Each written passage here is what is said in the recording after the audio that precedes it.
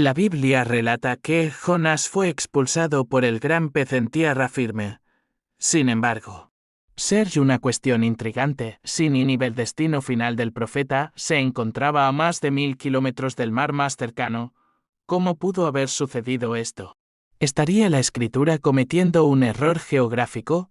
¿O existe un detalle poco percibido, pero historia? Prepárate, porque lo que será revelado aquí puede desafiar mucho de lo que ya has oído sobre Jonás.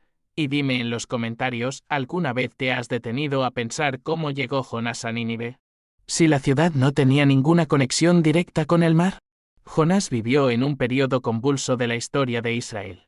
Fue llamado directamente por Dios para una misión nada común, anunciar el mensaje divino a la capital del imperio enemigo, Nínive. La orden era clara: levántate, ve a la gran ciudad de Nínive y proclama contra ella.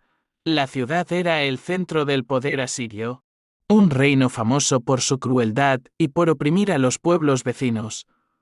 Esta convocatoria de Dios no solo traía peligro, sino también escándalo. Un profeta hebreo debía, solo, ir al corazón del imperio más brutal de la época y denunciar sus pecados. Para muchos, esto sonaría como una sentencia de muerte. Jonás, al recibir esta tarea, tomó una decisión extrema. En vez de viajar hacia el este, en dirección a Nínive, huyó hacia el oeste, buscando Tarsis, ciudad posiblemente ubicada, donde hoy está España. Descendió al puerto de Jope, en la costa de Israel, y se embarcó en un barco mercante. Su huida no fue solo un cambio de ruta física, sino también un intento de alejarse espiritualmente de la misión divina, como si fuera posible escapar de la presencia de Dios. El motivo de su desobediencia no fue un simple miedo, sino una profunda resistencia al plan del Señor. Durante el viaje, una violenta tormenta se formó en el mar. Los marineros, hombres experimentados, pronto comprendieron que no era un fenómeno natural. El barco estaba a punto de hundirse y la tripulación clamaba a sus dioses, arrojando la carga al mar. Mientras tanto, Jonás dormía en la bodega. El contraste es notable: marineros paganos luchando por su vida y el profeta, indiferente, descansando. Despertado por el capitán, Jonás no ora, sino que admite ser el causante del problema. Reconoce que estaba huyendo del Dios creador del cielo y del mar. Tras echar suertes y confirmar que Jonás era el responsable de la tormenta, los marineros, con reluctancia, aceptaron su sugerencia: lanzarlo al mar. Jonás sabía que su presencia era la causa del juicio divino sobre el barco. Al ser arrojado, el mar se calmó inmediatamente. Impresionados, los marineros reconocieron al Dios de Israel y le ofrecieron sacrificios. Así, incluso en rebeldía, Jonás sirvió de instrumento para que hombres paganos se volvieran al verdadero Dios, una ironía profunda de la narrativa. Pero Jonás no murió en las aguas. En un acto extraordinario de misericordia, Dios envió un gran pez para que lo tragara. Permaneció 3 días y 3 noches en el vientre del animal, periodo que se convirtió en símbolo de transformación espiritual. En la oscuridad, rodeado de silencio e aislamiento, Jonás reflexionó, oró y se arrepintió. Su oración, registrada en las Escrituras, está llena de imágenes vívidas, revelando un corazón quebrantado y restaurado. El análisis geográfico del relato ayuda a entender dónde ocurrió esto. Si Jonás embarcó en Jope y fue lanzado al mar Mediterráneo, el gran pez también se encontraba en esa zona. El texto no dice que el animal lo llevó hasta Nínive, lo que sería imposible, ya que la ciudad no tenía mar. La Biblia solo menciona que el pez lo vomitó en tierra firme. Este detalle es esencial. Esto muestra que Dios no transportó a Jonás directamente al lugar de su misión. En cambio, le salvó la vida, renovó su fe y dejó que el resto del trayecto lo hiciera a pie. Jonás tuvo que caminar cientos de kilómetros, enfrentando el esfuerzo y el tiempo necesarios para completar la jornada. La restauración, por lo tanto, no fue inmediata, sino procesual. Cuando los pies de Jonás tocaron nuevamente el suelo, comenzó una nueva fase de su misión. No sabemos exactamente dónde fue dejado, Pero es razonable imaginar que fue cerca de la costa de Israel, quizá incluso próximo a Jope, de donde había partido. Al fin y al cabo, Nínive se encontraba en el interior de Mesopotamia, a más de 1000 kilómetros del Mediterráneo. Este retorno simbólico al punto de partida encierra una poderosa enseñanza espiritual. Dios podría haber usado cualquier recurso para llevarlo a Nínive, pero prefirió devolverlo al lugar inicial con la orden clara de levantarse e ir. El camino de Jonás hacia la ciudad asiria no era solo físico, sino también un viaje interior. Debía vencer su resistencia, sus prejuicios y el peso de la misión que antes había rechazado. El viaje hasta Nínive exigía atravesar regiones áridas y peligrosas. Las rutas posibles incluían caminos de caravanas, como la vía Maris y la ruta del Rey, que unían el Mediterráneo con Mesopotamia. En estas rutas, los viajeros solían desplazarse en grupos para evitar asaltos y ataques de animales salvajes. Jonás, sin embargo, no era un comerciante ni un soldado, era un hombre solitario con una misión profética. Es impresionante notar que, incluso después del milagro que salvó su vida, Jonás no fue llevado de forma sobrenatural hasta Nínive. Dios quiso que enfrentara el peso de la larga caminata. Cada paso y cada kilómetro serían recuerdos vivos de su desobediencia anterior, pero también un refuerzo a su decisión de ahora cumplir la orden divina. La misión no se realizaría únicamente por intervención celestial, sino mediante determinación, obediencia y perseverancia. Dios había rescatado a Jonás, pero ahora correspondía al profeta recorrer el resto del camino. Durante esa travesía, ciertamente no le faltó tiempo para pensar. El paisaje árido, las dificultades naturales y los peligros de las rutas componían un escenario perfecto para moldear su corazón. Tal vez recordara las palabras de su oración en el vientre del pez. Tal vez sintiera temor por lo que le aguardaba en Nínive. Pero, sobre todo, estaba ahora dispuesto a obedecer. Ese es el verdadero signo de una restauración genuina, no solo el arrepentimiento, sino la firme decisión de poner la obediencia en práctica.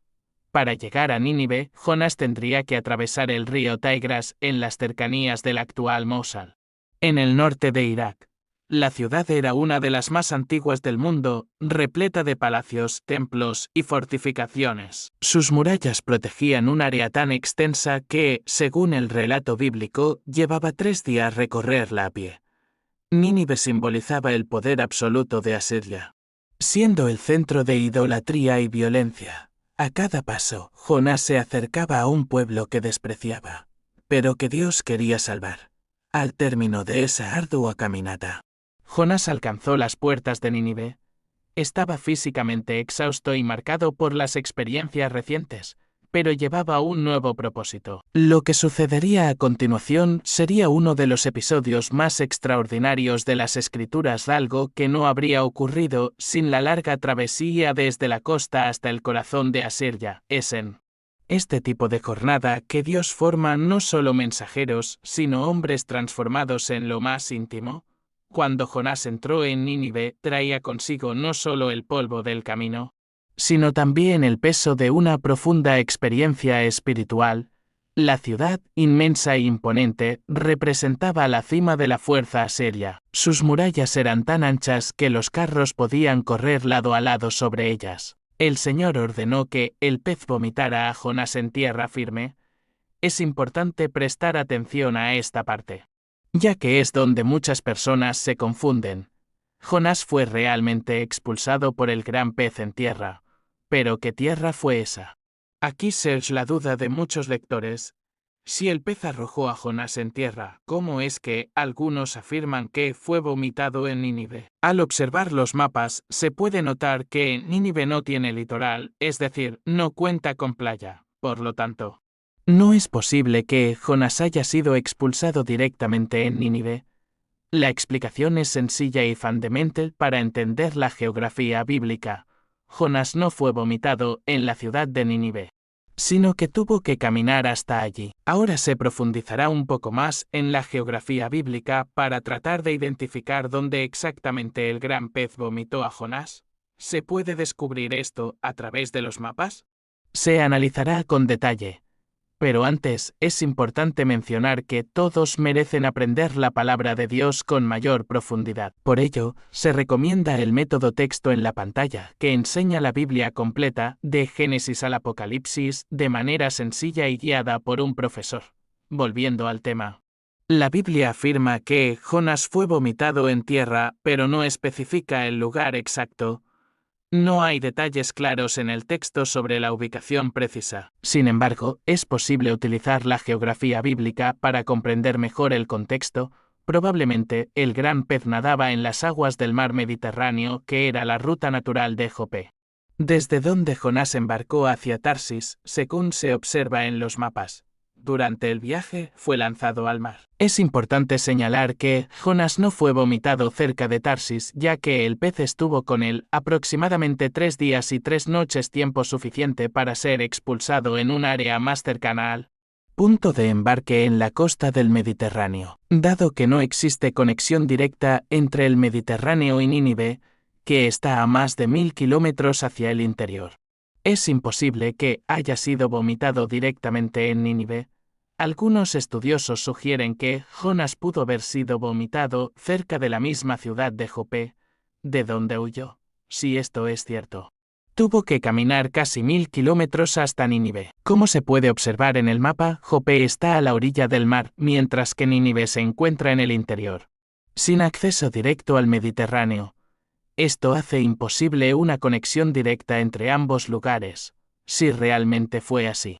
Existe un simbolismo interesante. El profeta desobediente tuvo la oportunidad de comenzar de nuevo justo en el lugar donde había fallado en obedecer al Señor. Sin embargo, no hay confirmación absoluta de este hecho, solo es una posibilidad. Lo que sí se puede afirmar, basándose en el texto y en la geografía bíblica, es que Jonás fue vomitado en algún punto de la costa del Mediterráneo. Desde allí tuvo que emprender un largo viaje hasta Nínive. Dependiendo del lugar exacto donde fue dejado, esta caminata pudo fácilmente superar los 1000 kilómetros, probablemente realizada a pie durante varias semanas. Para concluir, la lección que la geografía nos aporta es valiosa. Obedecer a Dios desde el principio siempre es lo mejor. Si Jonás hubiera atendido el llamado de Dios inmediatamente, habría evitado mucho sufrimiento. El tiempo en el vientre del pez y la ardua caminata hacia Nínive. La historia de Jonás muestra que el plan de Dios siempre se cumplirá con o sin nuestra disposición inicial. Dios hará prevalecer su voluntad, pero la desobediencia hace que el camino sea más difícil y doloroso de lo necesario, y añade un peso extra. Dios pudo haber escogido otro profeta, pero prefirió enseñar a Jonás y presentarnos esta historia como ejemplo. La enseñanza es clara, no vale la pena huir de la voluntad del Señor. Si Él habla, se debe obedecer, porque siempre es el mejor camino. Él es soberano, sabe lo que hace y siempre está dispuesto a restaurarnos, como lo hizo con Jonás. Por lo tanto, Jonás no fue vomitado en Nínive, ya que eso es geográficamente imposible. La Biblia solo dice que fue vomitado en tierra firme, lo que sugiere un punto en la costa del Mediterráneo, aunque no se conoce con exactitud dónde. Desde allí, retomó su misión, partiendo hacia Nínive con un corazón más dispuesto, aunque todavía un poco reticente, predicó y la ciudad se convirtió. Esto fue una bendición de Dios.